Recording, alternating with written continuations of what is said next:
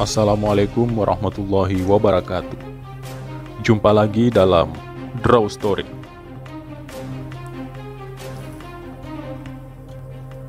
Nama Ariel Sharon atau bernama lengkap Ariel Scannerman ini merupakan tokoh yang kontroversial di negara kawasan Timur Tengah.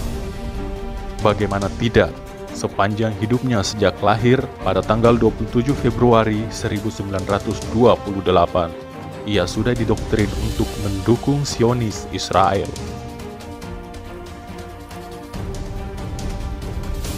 Palestina yang dulunya sebuah negara besar selalu dianggapnya sudah merebut wilayah tanah Yahudi.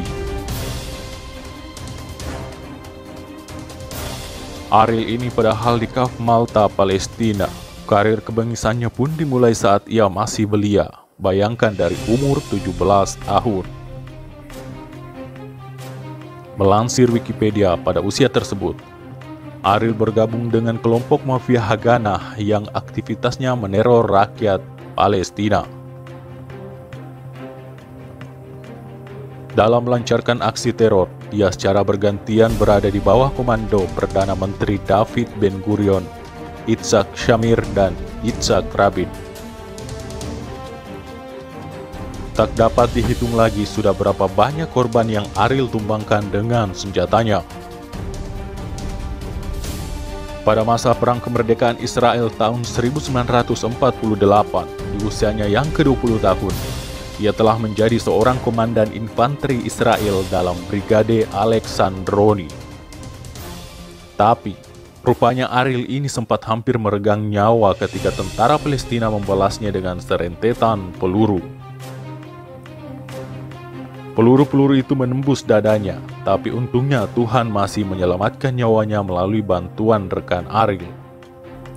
Rupanya, kejadian yang hampir renggut nyawanya itu tak buat Ariel gentar sedikit pun. Malahan karir militernya terus menanjak. Pada tahun 1949, ia dipercaya memimpin unit intai tempur Brigade Golani. Tak hanya berkarir di militer, tahun 1950, Ariel masuk Universitas Ibrani Yerusalem dan mengambil studi sejarah dan kultur Timur Tengah. Pada tahun 1953, ia membentuk sekaligus memimpin unit komando khusus, unit 101 yang bertugas melakukan operasi-operasi khusus tingkat tinggi. Unit pasukan khusus yang bertugas menyergap gerilyawan Palestina ini dikenal sangat kejam. Ariel pun lantas diangkat menjadi komandan dari korps para komando dan terlibat dalam berbagai perang, seperti memperebutkan Semenanjung Sinai 1956, Perang 6 Hari 1967 melawan bangsa Arab, dan Perang Yom Kippur tahun 1973. Di bawah komandonya, Israel semakin tak terkendali berhasil memperluas wilayah jajahannya di tanah Palestina. Tak diragukan memang, pasalnya Ariel ini mengecap pendidikan militer dan hukum yang tak kalah luar biasa. Pada tahun 1957, ia sekolah kemiliteran di Camberley Staff College, Inggris. Selama tahun 1958 sampai 1962, Sharon pernah menjadi komandan Brigade Infanteri, memimpin pusat pendidikan infanteri, dan mengikuti sekolah hukum di Universitas Tel Aviv. Foto Ariel yang bagian kepalanya terbalut perban saat bertempur di terusan Suez saat Perang Yom Kippur bahkan menjadi simbol kekuatan militer Israel. Karena reputasinya inilah, rakyat Israel ini banyak yang memuja Ariel bahkan menjadikannya sebagai pahlawan.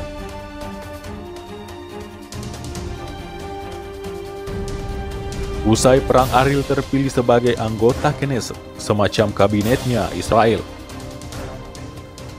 Akan tetapi pada tahun 1974, Ariel mundur dari Knesset sekaligus pensiun dari dunia militer.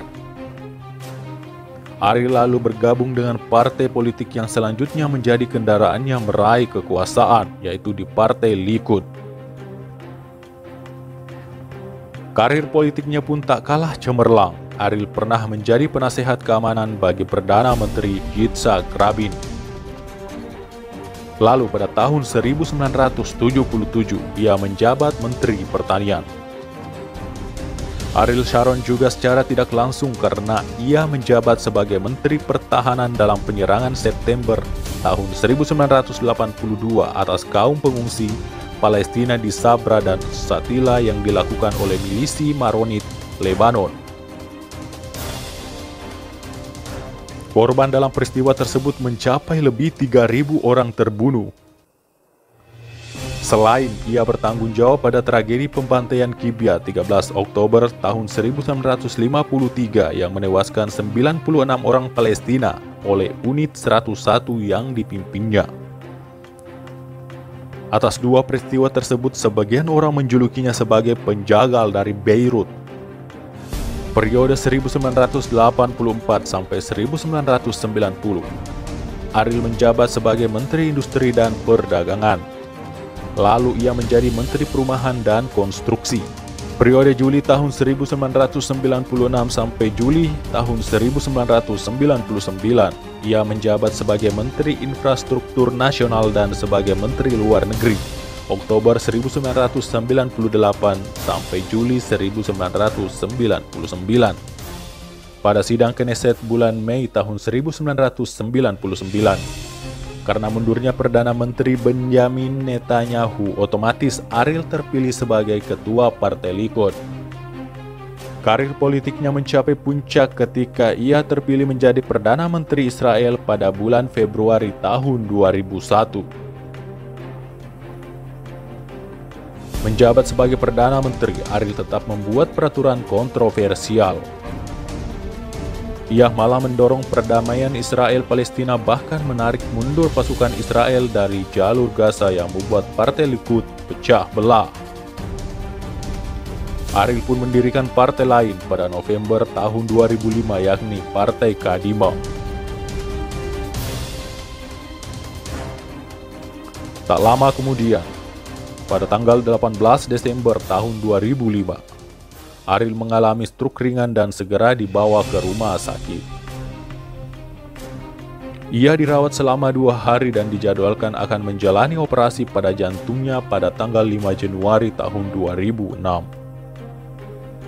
Namun pada 4 Januari tahun 2006 ia kembali masuk ke rumah sakit dari peternakannya di daerah Negev di Rumah Sakit Hadassah Ein Kerem di Yerusalem, dan kemudian di Camp Sheba Medical Center di Tel Hashomer.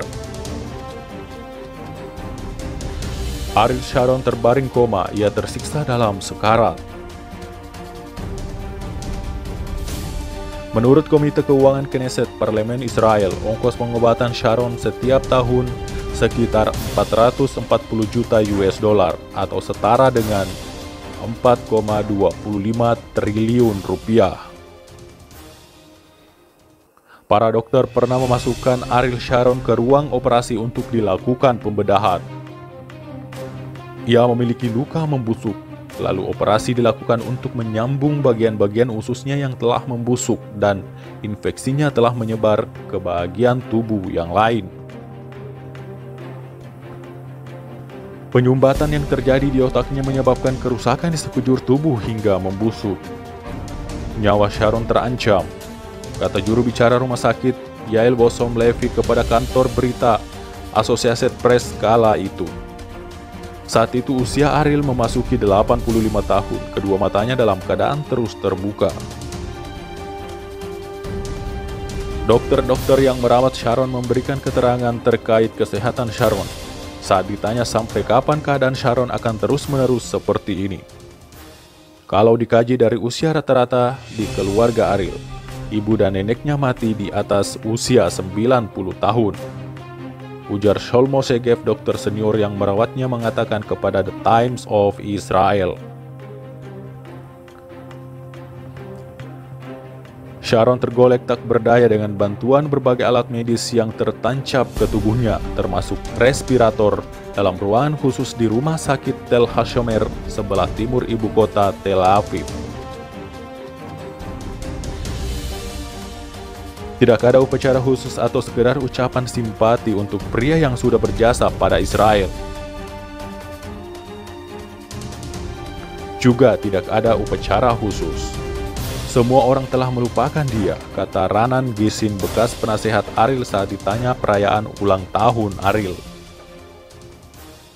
Keluarga Ariel Sharon sengaja menutup rapat-rapat segala informasi tentang kondisi salah satu tokoh kontroversial dalam sejarah Zionis Israel itu.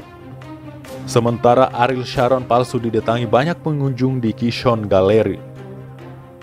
Ariel Sharon asli terbujur kaku tidak sadarkan diri beberapa kilometer jauhnya di KM Sheba Medical Center Tel HaShomer.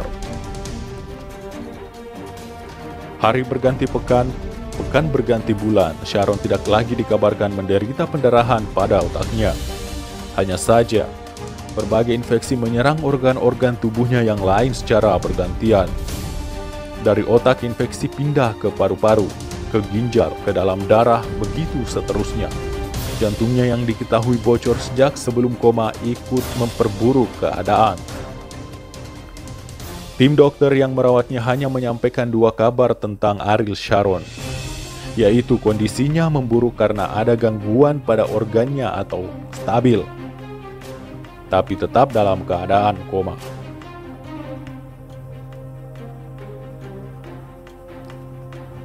Akhirnya 8 tahun terbaring koma, Ariel Sharon dinyatakan meninggal dunia pada tanggal 11 Januari tahun 2014 dengan kondisi mengenaskan. Namun, tubuh jenazah Ariel Sharon saat meninggal dunia tak dipublikasikan ke media internasional. Sekian, Assalamualaikum warahmatullahi wabarakatuh.